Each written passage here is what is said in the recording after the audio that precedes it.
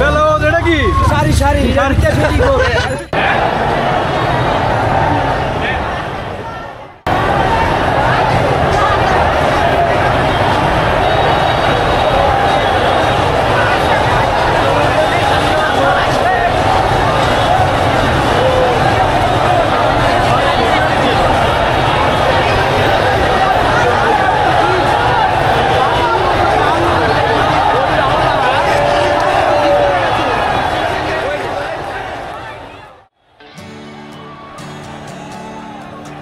দেশে আজকে যা ঘটলো এটা হওয়ার কথা ছিল বেশ অনেক আগেই। গণ অভ্যুত্থান কখনো ঠেকানো যায় না। শিক্ষার্থীদের কোটা সংস্কার আন্দোলন সহজেই সমাধান করা যেত, কিন্তু প্রধানমন্ত্রী শেখ হাসিনার জেদের কারণেই এত মানুষ মারা গেল।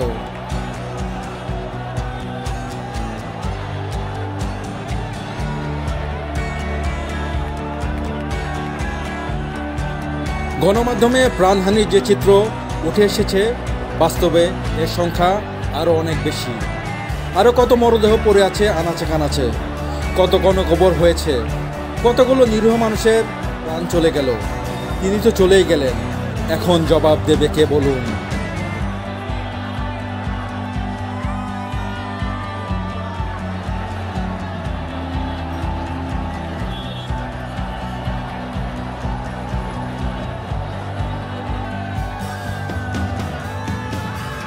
জনগণ গত 15 বছর ভোট দিতে পারেননি। দীর্ঘদিন পঞ্জীকৃত ক্ষোভের বহিঃপ্রকাশ ঘটেছে। শেখ হাসিনার বোঝা উচিত ছিল তিনি এবং তার দল কতটা অজনপ্রিয়। তিনি সুশাসন দিতে পারেননি মোটেও।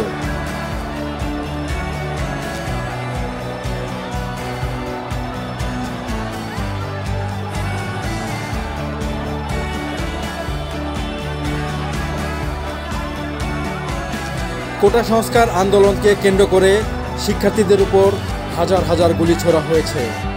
দেশে নজিরবিহীন হেলিকপ্টার থেকেও গুলি ছোড়া হয়েছে।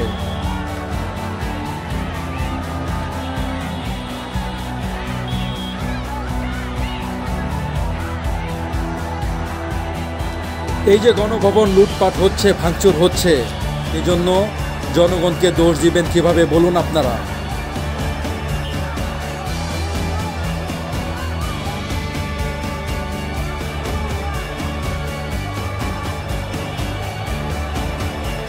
শ্রীলঙ্কা থেকে শেখ হাসিনা সরকারের শিক্ষা নেওয়া দরকার ছিল।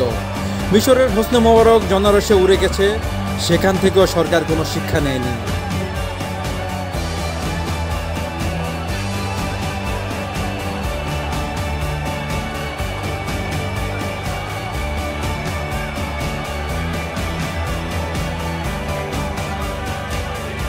এরশাদের চেয়ে শেখ হাসিনা 100 গুণ বেশি খারাপ হয়ে বিদায় নিল।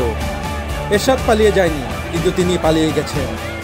তিনি আওয়ামী লীগ দলটাকে ধ্বংস করে দিয়ে গেলেন। তার হিংসা, দম্ভ ও অহংকার দলটাকে ধ্বংস করে দিল।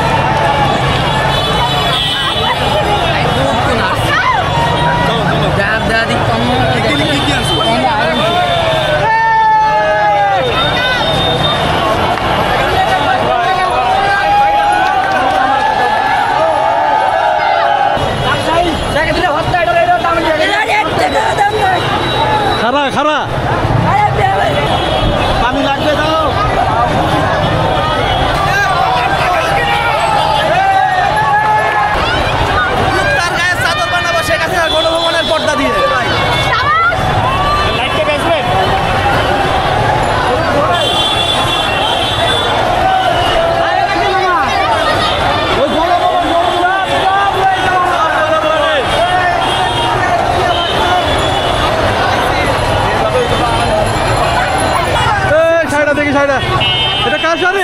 শাড়ি গণভবন থেকে নিয়ে আসছি।